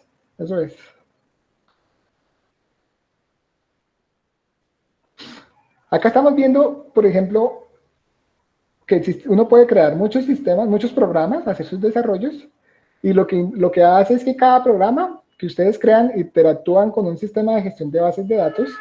Él se encarga de manipular la información, hacer las consultas en la base de datos y devolver la información. Entonces, esa es una forma más genérica también de ver lo que les estoy diciendo. Separar las estructuras. ¿Mm? Un programita accede y él accede y hace la consulta a la base de datos. Y lo mismo que estábamos hablando, me da un esquema de vista, el frontend allá arriba, el esquema lógico, que es el diagrama que yo les decía, el dibujito. Y yo quería terminar con esta parte porque para la segunda clase, para el martes, tenemos que trabajar más en esta parte del esquema lógico, porque ahí es donde sabemos qué es lo que vamos a hacer y qué es lo que vamos a trabajar. Cuáles son las identidades, cuáles son las relaciones, y ya después si nos centramos a la parte de la construcción y cómo se hacen todas esas transacciones, porque crear una base de datos es una transacción, empezar a utilizar todos esos lenguajes. Listo, muchachos. Entonces ahora, porfa, no puedo llamarlos a todos porque se nos va la lista. Uy, 42 muchachos allá acá. Salieron más que la vez pasada. Bueno, chica. ¿Hicieron alguna pregunta por aquí? No. Una API REST es una más elaboradita que una API. Tiene más conceptos de programación, de estados, pero para este curso, el proyecto lo estoy pensando en hacer una API, pero necesito que ustedes ya manejen un lenguaje para yo podérselo explicar, porque si se los explico ahorita, de pronto los enredo. Entonces, yo creo que en la tercera semana ya deben estar hablando el idioma y les digo cómo hacer la API, y lo interesante es que quiero que utilicen solo servicios en la nube, pero yo les voy a ayudar, yo les hago videos, o sea, yo les doy un empujoncito y ustedes sigan allá, ¿no? No se preocupen, no se van a preocupar ni asustar por todo eso. Entonces, por favor, vamos a entrar aquí. Continuar a ver. Entren a quizzes.com, por favor, e ingresan con este numerito. Porfa, escriban su nombre para su nombre y la primera letra del apellido, y para yo después mirar la lista, ¿sí? La lista, la asistencia, pero parece que sí vinieron todos. Igual esto queda grabado y les llega para que porfa lo compartan con los muchachos que no pudieron venir hoy. Por favor, sean buenas gentes.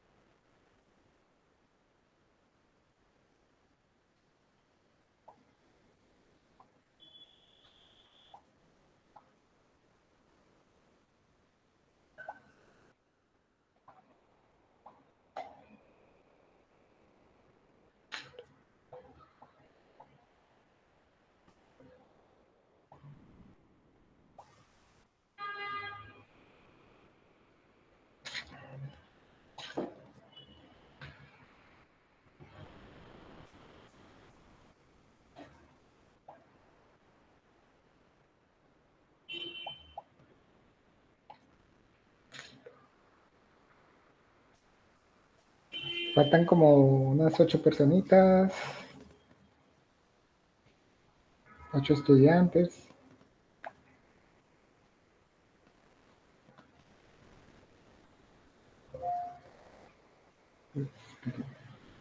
Yo creo que ya 34, no hay más, muchachos, no falta alguien más, porque ese es la lista de que sí asistieron, por favor.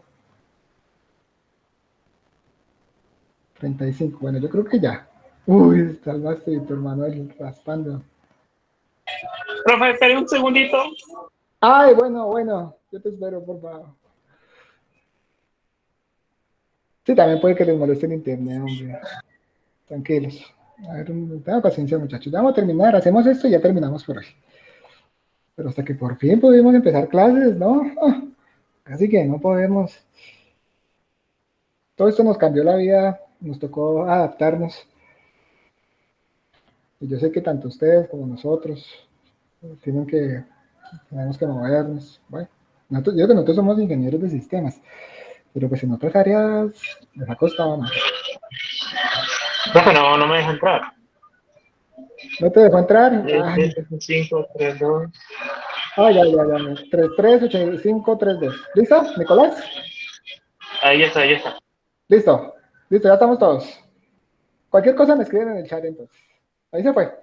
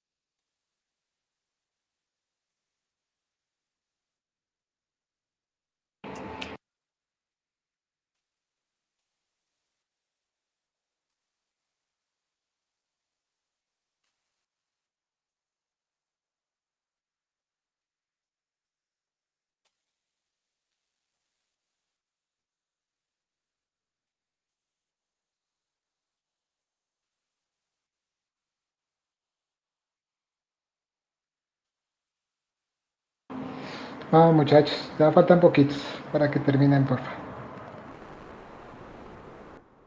A ver, se están haciendo las preguntas. Eso, terminaron todos, muy bien. Ganó César. Muy bien, César. ¿Dónde estás? ¿Dónde estás para felicitarte? ¿En qué ganan? César? César Becerra, ¿ganaste tú? ¿Me escuchas? Sí. Pon tu cámara para conocerte. Así un puño.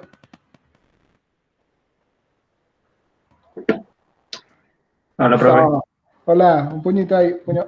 Pin. Bien, súper bien. Excelente. Ya. Felicitaciones. Listo, listo, muchachos. Entonces, no sé si tienen alguna pregunta. Ya, eso es todo por hoy. Y pues ya nos vemos el martes. Buen fin de semana. Descansen, hagan deporte, coman sano y estudien. Cualquier cosa me pueden preguntar por el correo electrónico y cualquier duda que tengan, con mucho gusto yo les respondo. Y a los compañeritos que no pudieron venir, porfa, compártales el video. ¿Sí? Hasta luego, que estén bien.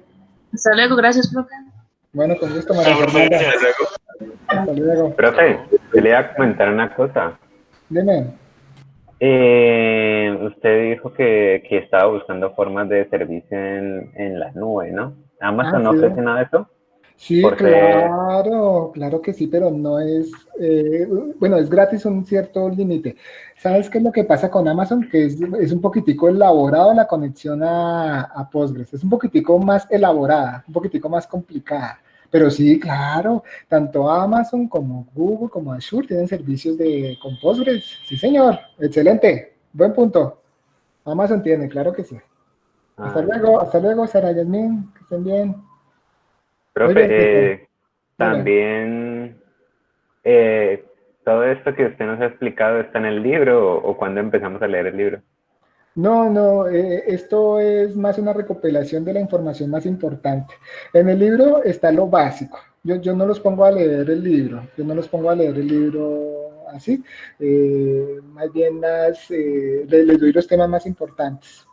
No, yo no les pongo a leer el libro, pero hay un libro y esa parte es el tema más conceptual, obviamente. Obviamente, si tú lees, pues vas a comprender y vas a asimilar mejor las cosas. Ese libro también está bueno. Pero que yo les ponga tareas, pues por el momento no, no, tranquilo, no te estreses por leer el libro, pero si lo quieres hacer, claro, y lo haces. Muy bien, Cristian, muy bien. Gracias por preguntar. Más preguntas. Para presentar los proyectos en grupo, ¿van a quedar los mismos grupos que ya habíamos formado antes con el profesor Henry? Ay, no creo porque tenemos que ponernos de acuerdo con los grupos. Yo no sé el profe Henry cómo los habrá organizado, pero estoy seguro de que los estudiantes que él tiene son diferentes a este. Entonces tenemos que organizarnos. Y cuando llegue el momento, yo les digo cómo se organizan. Ah, entonces, pero entonces no podemos escoger los miembros. Claro, ustedes los escogen. No, ustedes los escogen, sí. Por ese lado sí, lo que Ya. no sé es cuántos. Yo ya miro el proyecto. Tranquilo. Listo. Sí, ustedes lo escogen, no se preocupen. Pues mientras que todos trabajen, eso espero. Hasta luego, César. Hasta luego, Juan. Que estés bien. Muy bien, muchachos. Me empiezo a quedar sin voz también. Oh. Una pregunta de conceptos, pues. Yo le había dicho que había instalado Docker y Sí. Postgres. ¿Lo hiciste? Instalé Postgres para tener PG Admin 4 Sí. y para poder manejar la base de datos que subí en un contenedor de Docker desde ahí, o sea, gráficamente. Creo que eso es lo que hice, o sea, no estoy seguro de qué es lo que hice. Bueno, pues ahí sí ya tocaría mirar qué es lo que hiciste, pero para eso se toma un buen tiempito. Sí, toca mirar bien cómo levantaste los contenedores, qué puertos utilizaste para conectarse con ellos. El 5432 y, o sea, no, el 15432 para hacer referencia al 5432. Pero cuando tú te conectas, eso es hablando dentro de Docker, pero cuando tú te conectas desde afuera de Docker, o sea, desde tu sistema operativo, ¿qué puertos configuraste? Ahí se me metió un zancudo acá. ¿Qué sistema? Pues yo creo Sí, que el 5432. no, eso sí se configura diferente. Eso sí se configura diferente porque tú tienes que acceder a Docker, a los contenedores que están corriendo dentro de Docker desde tu sistema operativo. Entonces, ahí hay que mirar cómo está la configuración. Es Pues, un poquito más elaborado. Ay, Alejandro, ¿vas a decir algo? pues más o menos, según lo que entiendo, lo que usted está explicando, desde Linux normalmente se configura desde Docker en el puerto 80 y ya hay que configurar el puerto del computador con cuál se va a conectar con el de Docker, ¿no es así más o menos? El puerto 80 siempre es por lo general es para todas las peticiones HTTP y un servidor web, ¿sí? Entonces ahí se disparan todas las páginas web por el puerto 80, ¿sí? Por ahí uno accede para un servidor web, el puerto 80. Pero si te vas a conectar desde afuera, desde un Windows hacia Docker que está por dentro, hay que mirar. Configurar el puerto para que se conecte ahí. Exacto. Entonces ahí hay un poquitico más de elaboración.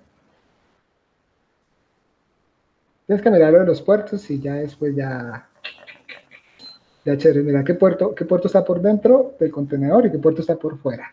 Y si lo haces en una máquina virtual, hay que mirar por qué puerto acceder a la máquina virtual y después mirar, es que no es un poquitico elaboradito. Pero cuando uno le coge tiro ya lo demás vuela. Y ya después mirar cómo conectarse por allá. Ahí es donde está el problema realmente, es con el tema del mapeo con los puertos. Es eso. Ya el resto te debe funcionar bien. Revisa bien mapeo de puertos, cómo te conectas. Sí, cuando pues, tengo entendido que si le hundes en la consola el Docker PS, te muestra los que se están ejecutando o con Docker PSLA para los que se no estén y ahí creo que muestran pues, con qué puertos están configurados tanto para el computador como para conectar al de dentro de Docker. Por ahí es donde tienes que trabajar. Sí, con Docker PSA, Docker PS -A creo que es. Sí, ese es para todos los contenedores que están ahí creados con cada cosa. Algo así. Ahí tú miras, y también es importante de que los maten y los eliminen, los borren, porque uno empieza a crear contenedores y se les empieza a llenar la máquina. Entonces, cuando termines de utilizarlos, bórrenlos, elimínenlos. Yo tengo una duda respecto a si trabajamos desde Docker, supuestamente, o sea, si tenemos Docker y trabajamos desde Windows, tenemos el contenedor ya con la imagen de Postgres. Podemos ejecutar el pgadmin dentro de Docker para tener más o menos un ambiente virtual, o ya sí o sí toca a punta de consola para trabajar con Postgres. No.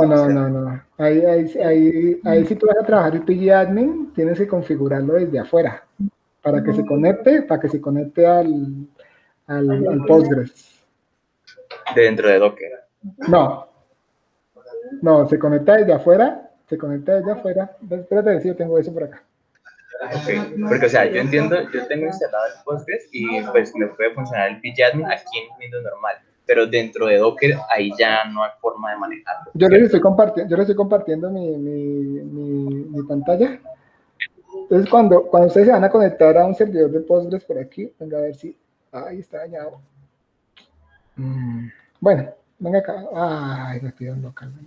A ver si yo puedo configurar aquí. Ay, no me sale. Por acá. Sí, ahí está. Mire, cuando ustedes van a configurar, instalan su pgadmin y por aquí en el host, ¿sí? Revisan, puede ser el localhost, no sé, el mapeo que ustedes hayan hecho y configuran el puerto para acceder, que sería este. Y aquí es donde tienen que empezar a configurar los puertos para poder acceder dentro de Docker. Ya sé. Sí. Eso. Muy bien. Cacharren con eso. Trabajenle a eso. Y el problema es por un mapeo de puertos, la realidad. Tienen que mirar cómo los habilitan y cómo los redireccionan. Esa es la parte difícil, porque el resto no. Bueno, muchachos. Listo, muchachos. Entonces ahí les dejo las inquietudes. Los otros compañeritos están ahí, nos están haciendo compañía, pero no dicen nada. Yo ya tengo que partir, tengo sed, voy a tomar algo. Ay, que estén muy bien, muchachos. Ya voy a quitar la presentación. Listo, Entonces, profe, gracias. bueno, por la clase. con mucho gusto, claro, para eso estamos. Hasta luego, muchachos, que estén bien. Chao.